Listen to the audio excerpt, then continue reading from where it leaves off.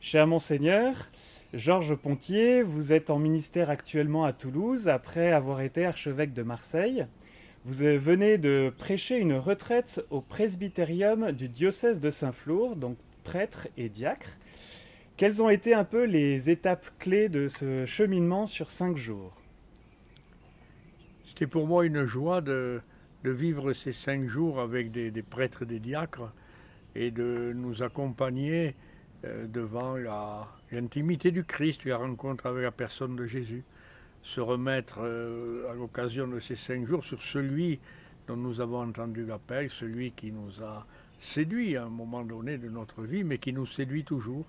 Mais nous pouvons être repris par la lourdeur de nos tempéraments, de nos questions, de notre manière de vivre l'aujourd'hui. Et il faut sans arrêt se dépouiller, se remettre devant lui, devant celui qui nous tient, et non pas penser qu'on va tenir par nous-mêmes. Donc j'ai essayé de proposer des pages de l'Évangile, surtout du Nouveau Testament, où on contemple le Christ, et puis de laisser chacun cheminer, se laisser rejoindre par l'Esprit de Dieu et se laisser guider.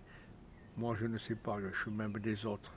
Mais voilà, c'est le Seigneur qui nous le donne, et pour cela, il faut le laisser pénétrer dans notre cœur.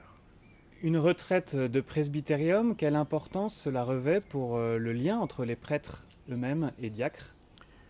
La fraternité dans un presbytérium ou entre diacres est quelque chose qui est missionnaire, comme on dit aujourd'hui.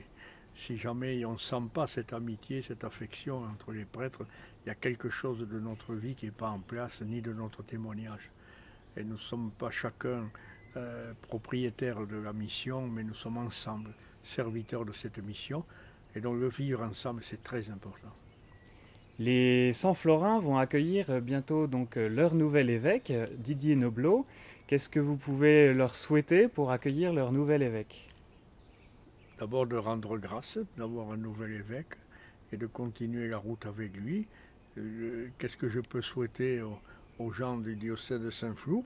Eh bien, c'est d'être disponible aujourd'hui pour ce chemin de la vie et du témoignage de l'Église dans ce Cantal, aimé de Dieu, et dans ce Cantal où les hommes et les femmes attendent aussi d'être touchés par la bienveillance de Dieu à notre égard. Merci Monseigneur, bonne Voilà. été.